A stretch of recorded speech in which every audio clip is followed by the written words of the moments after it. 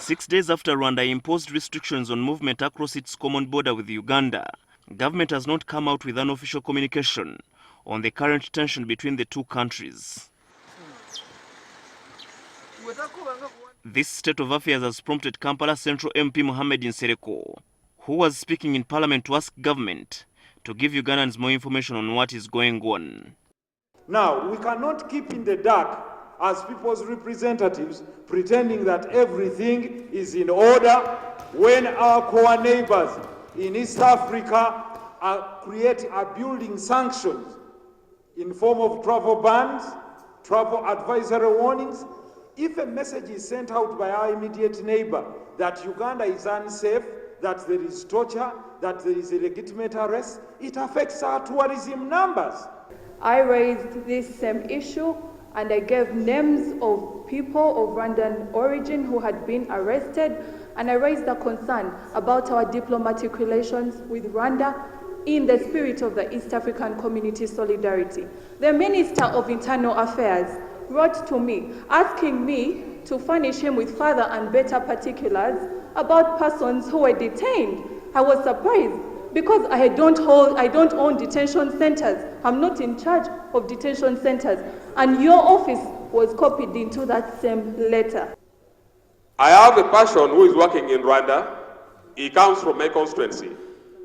He called me yesterday that they were informed that by next month they will no longer continue working in Rwanda. Many times I've been talking and saying there are some countries that we are forced to join the East African Federation when they are not ready. And government of Uganda, wherever issues come, they keep silent to nurse that. I believe it is high time we, as the grandfathers of the Federation of East Africa, say enough is enough. This prompted Speaker Rebecca Kadaga to task the First Deputy Prime Minister General Moses Ali to explain. The blockages continue, it is increasing, it has now got to the human beings. Can we know what's happening? Fish is rotting, the orange is... For us in the government, we cannot say we don't know what is happening in the border, but also we want to inform the country and the parliament not to stay calm, and the government is taking actions between the two governments of this neighboring country. And this House will be informed at appropriate time when the government is ready. There's information. Yes, because information. If we are not ready. Where are we standing with Rwanda, and what is our government doing? And we need a timeline within which that information should be brought to us, because we are people's representatives. We have students who are stranded. They are working on an academic year calendar, and they are being stranded because of this same situation. I want the government to take this issue seriously.